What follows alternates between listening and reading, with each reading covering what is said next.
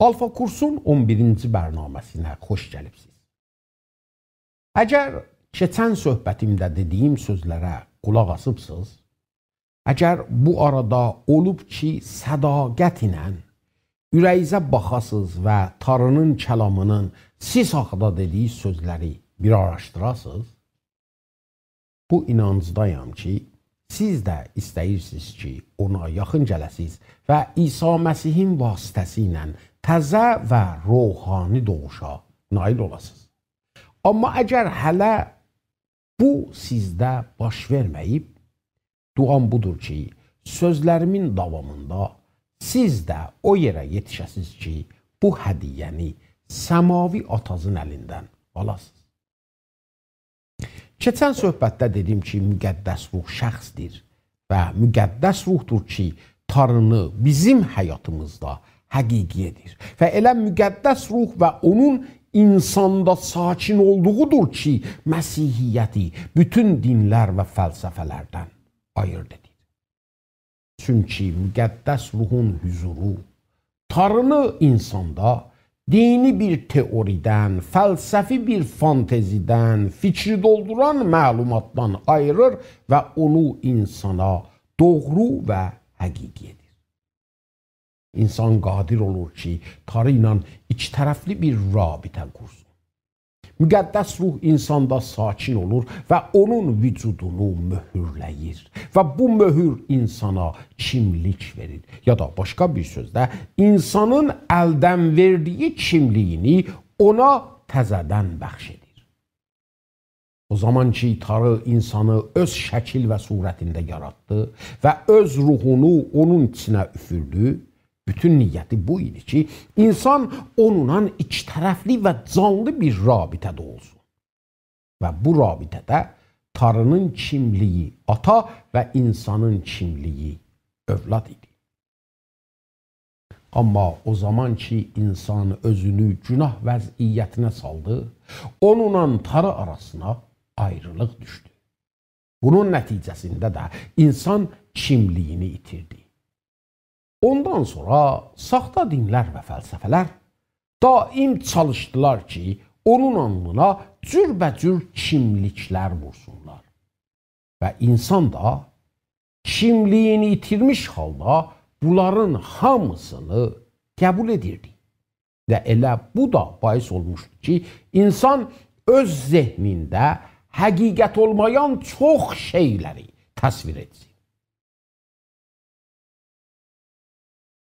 Bunu aydın dərk etmək üçün yaxşı olar televizyonda yayılan, radioda yayılan təbliğatlara bir baxasınız.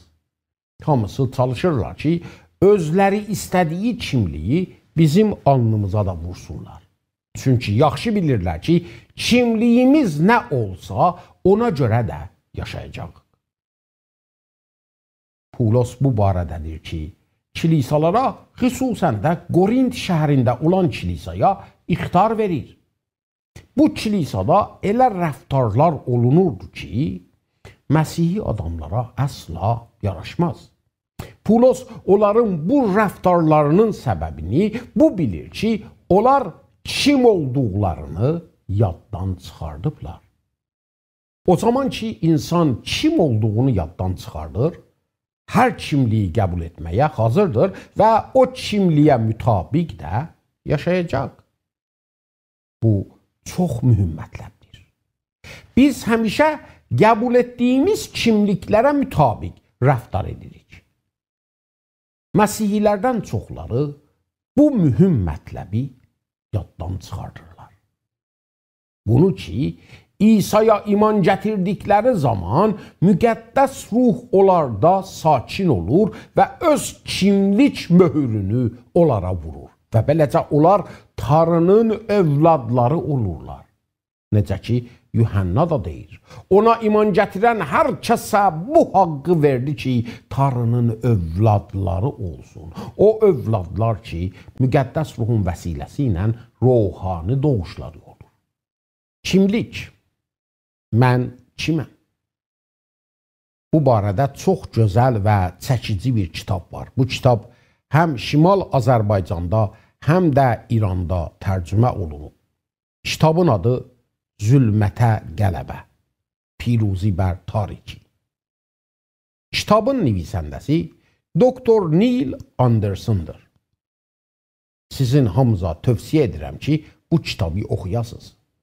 Kimlik haqqında çox maraqlı mətləblər orada görəcəksiniz. Bəli, müqəddəs ruh bizi mühürləyir. Çox zaman oradan buradan eşidirəm ki, güya İsa Məsih yer üzündə olan zaman başqa birinin gəlişindən də söhbət edib. Elə bil ki, ondan sonra başqa bir peyğəmbər gələcək. Görün, buracaq biz nə danışmışıq? Buracaq biz Tanrının kim olduğundan, İsa və müqəddəs ruhun kim olduğundan, özümüzün kim və nə vəziyyətdə olduğumuzdan, İsa Məsihin bizim haqqımızda nə etdiyindən danışdıq. Və bunların hamısı bizə aydınca göstərdi ki, İsa'nın mənsəbi peyğəmbərdən daha üstündür. Gördük ki, o, Tanrının insan surətində insanlar arasına gələn hüzurudur. Və bunun üçün də gəldi ki, insanı təzədən Tanrı ilə o əvvəldə malik olduğu rabitəyə gətirsin. Qoyun İsa'nın başqa birinin gələcəyi haqda dediyi sözü sizə elə İncilin özündən görsədim. Yuhanna rəvayət etmiş İncilin 14-cü və 16-cı fəsillərində ki, İsa'nın çarmıxa çəkilməsindən bir gecə qabaqdır, İsa şagirdlərinə belə deyir. Əgər məni sevirsiniz, əmr etdiklərimi yerinə yetirərsiniz. Və mən atadan xahiş edəcəyəm və o sizə başqa bir təsəlli verəcək ki, əbədə kimi sizinlə qalsın. O, həqiqət ruhudur ki, dünya onu qəbul edə bilməz, çünki nə onu görür, nə də onu tanıyır. Amma siz onu tanıyırsınız, çünki sizinlə qalır və sizdə olacaq. Sizi yetim buraxmayacağam, sizin yanınıza gələcəyəm. Biraz müddət sonra dünya daha məni görməyəcək, amma siz məni görəcəksiniz. Mən yaşadığım üçün siz də yaşayacaqsınız. O gün anlayacaqsınız ki, mən atamdayam və siz məndəsiniz və mən sizdəyəm. Bu mətndə gələn təsəlli verən sözü Yunancada ki, kitab o dildə yazılıb, parakelitos sözüdür. Bütün bu mətndə İsa daim Tanrının oğlu olduğunu deyir və özünün uluhiyyət sahibi olduğuna təkid edir. Bu mətn belə davam edir.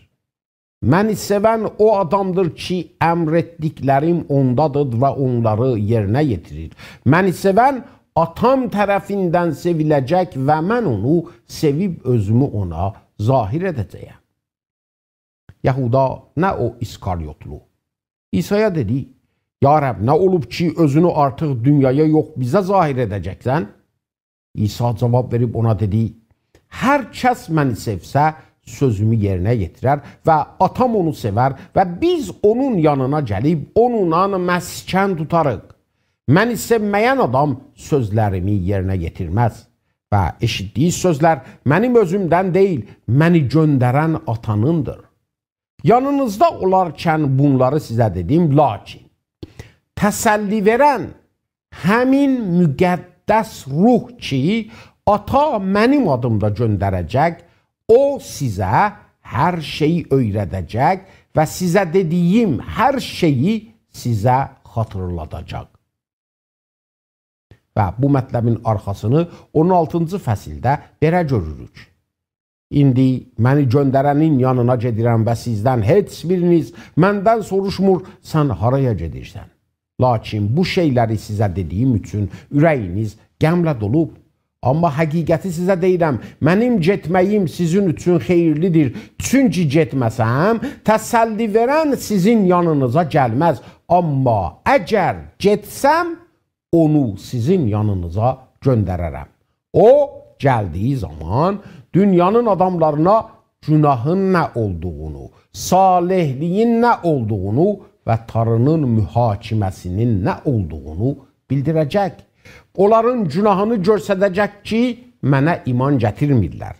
Həqiqi salihliyi onlara aşkar edəcək, çünki atanın yanına gedirəm və artıq məni görməyəcəksiniz və Tanrının mühakiməsinin nə olduğunu da onlara göstərəcək, çünki bu dünyaya hökmdarlıq edən ruh məhkum olunub. Sizə deməli çox sözlərim var, amma indi onları dərk edə bilməzsiniz. Lakin o, yəni həqiqət ruhu gələndə sizi bütün həqiqətə hidayət edəcək. Çünki özündən heç bir şey deməyəcək. Nə eşidir, onları deyəcək və gələcəkdə olacaqları sizə xəbər verəcək. O, mənə izzət verəcək. Çünki mənim olanlardan alıb sizə bildirəcək. Atanın hər şeyi var mənimdir. Onun üçün də dedim ki, mənim olanlardan alıb sizə bildirəcək. Az bir zamandan sonra məni artıq görməyəcəksiniz və az bir zamandan sonra məni cinə görəcəksiniz. İslam alimləri belə bəhs edirlər ki, Yunancada paraklitos sözünün yerinə periklitos gəlib ki, onun mənası təmcid etməkdir ki, həm də məna verə bilər. Və ondan da Mühəmməd ismini eşiyə çıxardırlar. Və deyirlər ki, burada Həzrəti Mühəmmədin gələcəyindən danışır. Bu, çox səhv, çox payasız bir bəhsdir. Çünki heç mötəbər, hətta heç qeyri-mötəbər mətndə əldə yoxdur ki, onda paraklitos yerinə periklitos gəlmiş olur.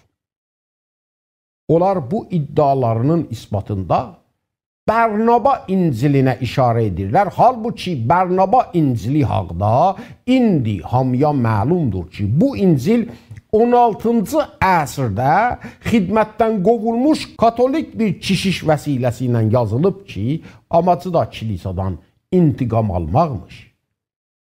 Onun üçün də saxta bir İncil yazır və üstünə Bərnaba adını qoyur.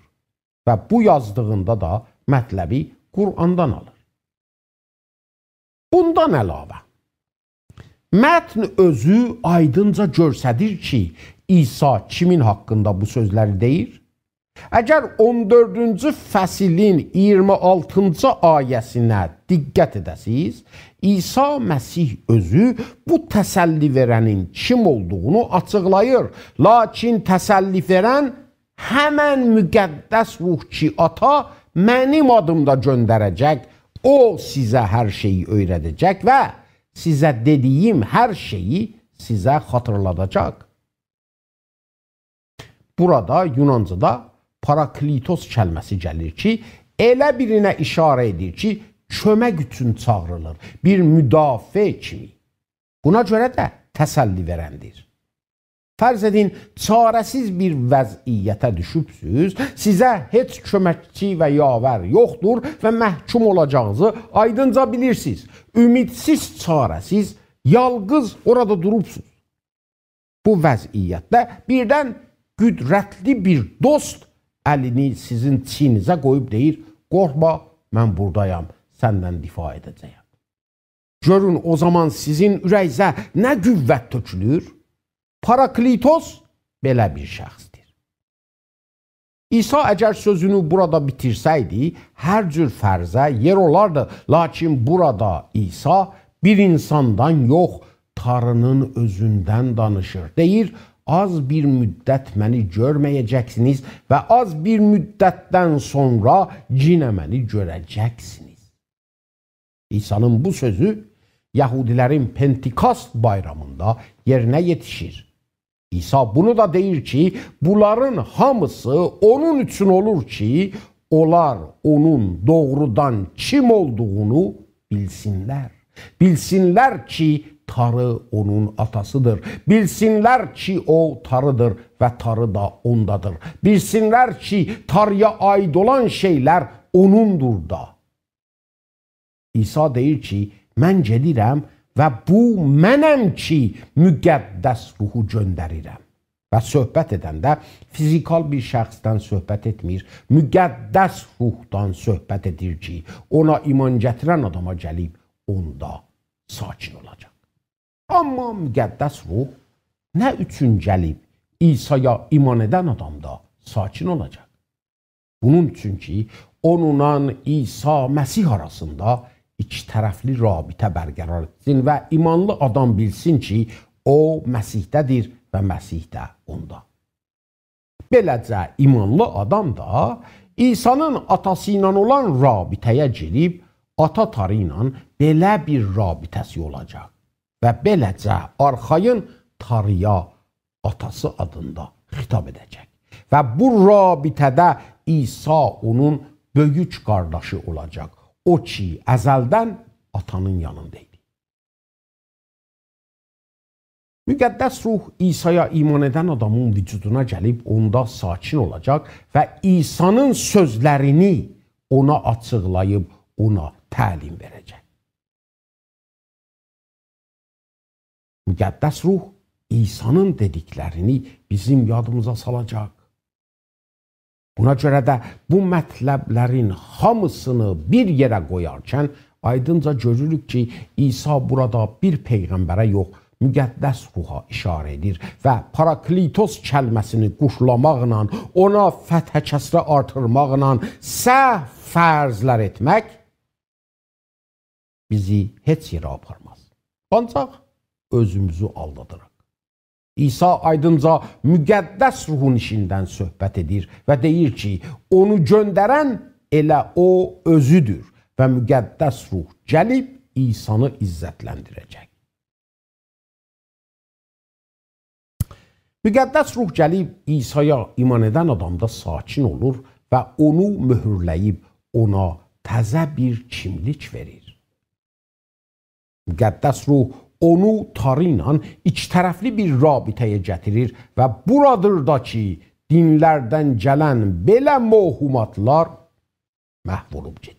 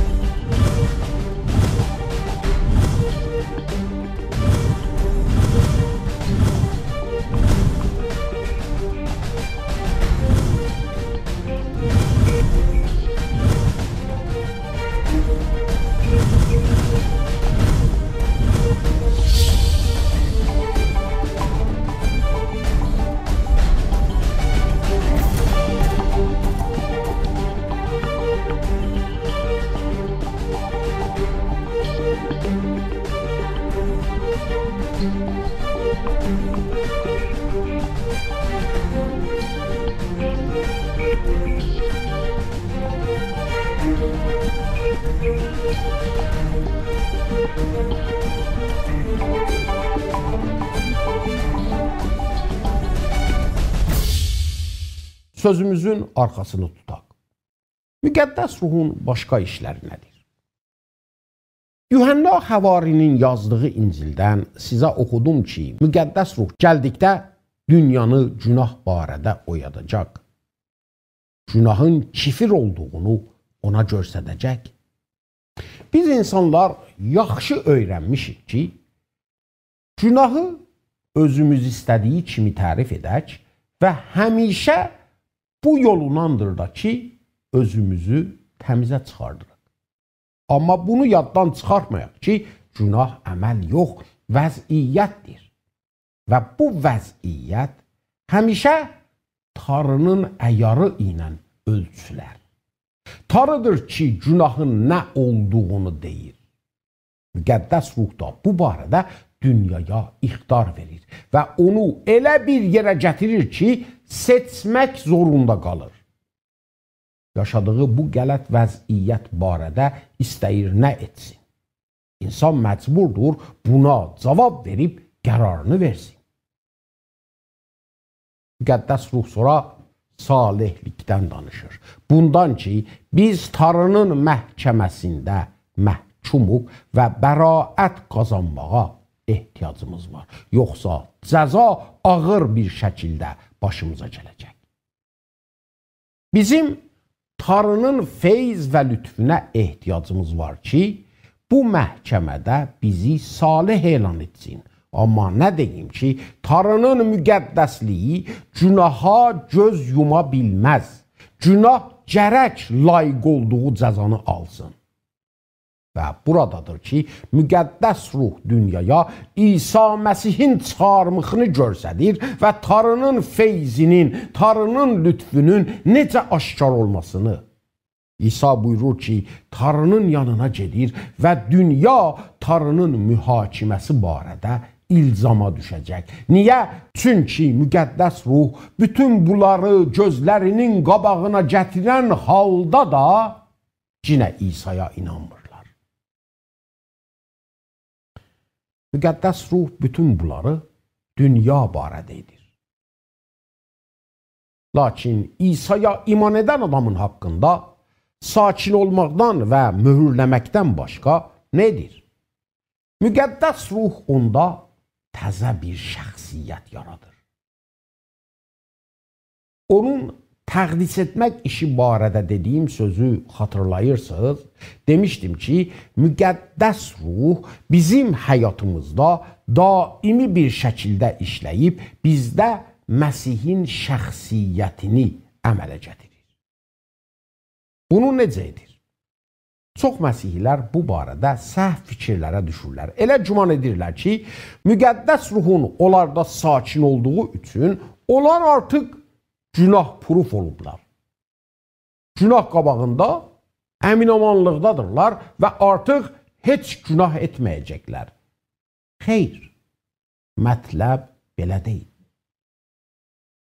İsa'ya inanmamışdan qabaq, müqəddəs ruh bizim içimizdə sakin deyilkən, bizim içimizdə ancaq bir şəxsiyyət fəal idi və bu şəxsiyyət günah vəziyyətində olduğu üçün bulanmış və əsir idi.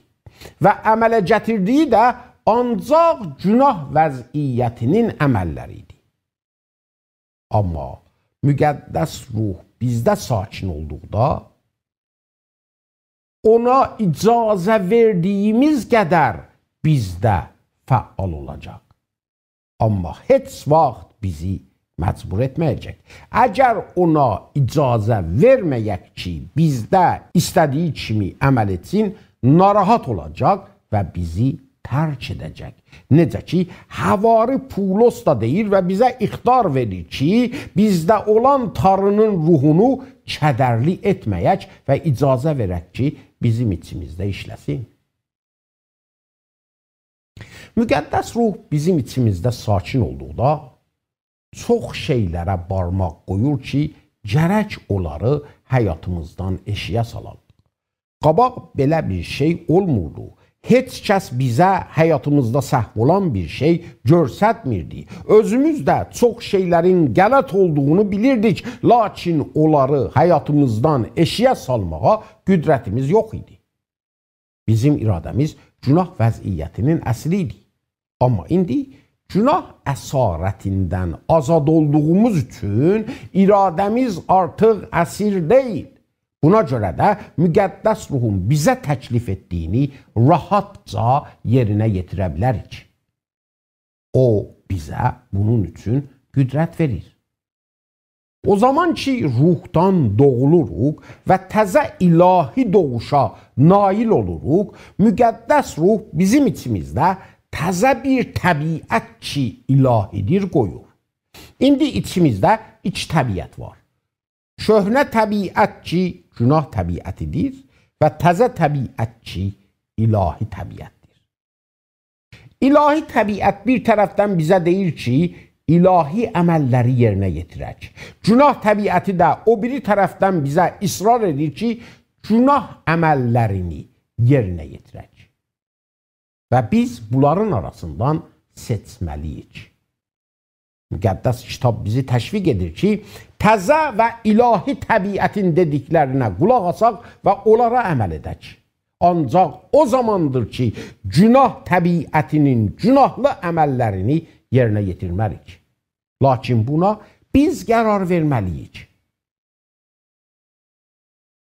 Müqəddəs ruhun bizdə sakin olduğundan sonra Məsihli bir adam günah etdikdə onu öz qərar, öz təsmiminə görə edir.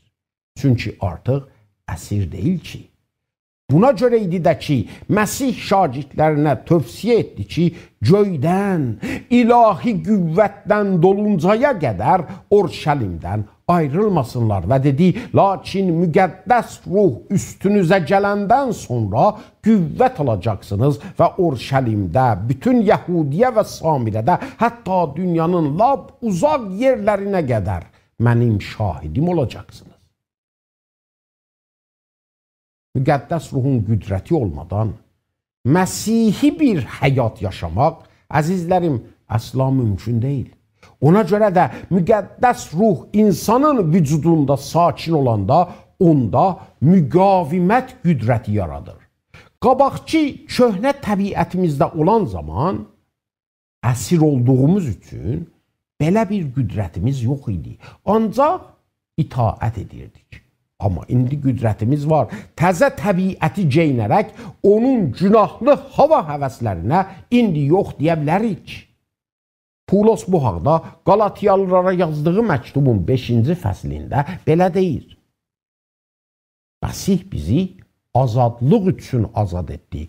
Bunun üçün bərk dayanın və cinə, qulluğun yuğuna düşməyin. Çünki qardaşlar, siz azadlığa dəvət olunubsunuz. Ancaq azadlığınızı cism üçün fürsət bilməyin, amma bir-birinizə məhəbbətinə qulluq edin. Çünki bütün şəriət tək bir kəlmədə yerinə yetişilir. Bunda ki, qonşunu özün kimi sev. Amma əgər bir-birinizi sancıb udasınız, ehtiyaclı olun ki, məbada bir-birinizdən tələf olasınız. Lakin deyirəm, müqəddəs ruhun vasitəsilə rəftar edin. O zaman cismin hava həvəslərini yerinə yetirməzsiniz. Çünki cismin hava həvəsləri müqəddəs ruhun ziddinədir. Müqəddəs ruh da cismin ziddinə. Çünki bunlar bir-birlərinin ziddinədirlər. Elə ki, siz istədiyinizi edə bilməyəsiniz. Amma əgər müqəddəs ruhdan hidayət olursunuz, şəriət altında deyilsiniz. Cismin əməlləri bəllidir. Bunlar cinsi iffətsizlik, napaçlıq, səfahət, bütpərəstlik, cadugərlik, ədavət, davalar, həsəd, qəzəb, mübahisə, nifaq, təfriqələr, paxıllıq, keflilik, eyş-işrətlər və buna bənzər şeylərdir. Sizə əvvəllərdə ixtar verdiyim kimi, indi də qabaqcadan ixtar verirəm ki, bunları edənlər Tanrının padişahlığını miras almayacaqlar. Lakin ruhun səmərəsi məhəbbət, şadlıq, barış, səbr, mehribanlıq, yaxşılıq, vəfadarlıq, həlimlik və özünə hakim olmaqdır. Bu kimi şeylərin ziddinə heç şəriət yoxdur və onlar ki, Məsih İsa'ya aiddirlar, cismi şəhvətləri və hava həvəsləri ilə çarmıxa çəkiblər. Əgər müqəddəs ruhla yaşayırıq, qoy müqəddəs ruhla da rəftar edək.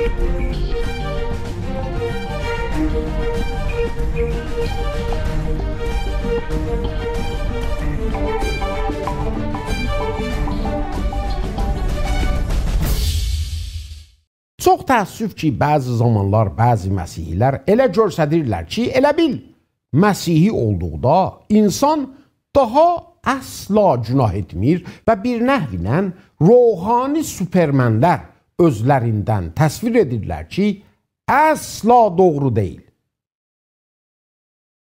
Tanrıdan doğulduqda bu günahlı cismdə olarkən içimizdə iki təbiət özünü qaldırır və içimizi müharibə meydanına döndərir.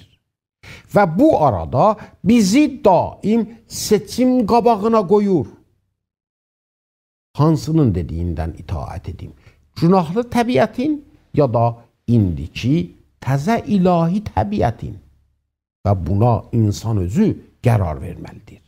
Əgər məsihilər görürsünüz ki, günahlı təbiətin səmərəsi onlarda görünür, səbəb budur ki, hələ də köhnə təbiətin dediklərinə qulaq asıb ondan itaət edirlər.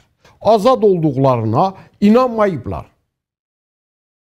Əgər bir Məsihi həyatında daim köhnə təbiətin dediyindən itaət etmişsə, müqəddəs ruh elə o ilk günlərdə onu buraxıb gedib və bu adam özünü Məsihi güman etdikdə həqiqətən özünü aldadıb.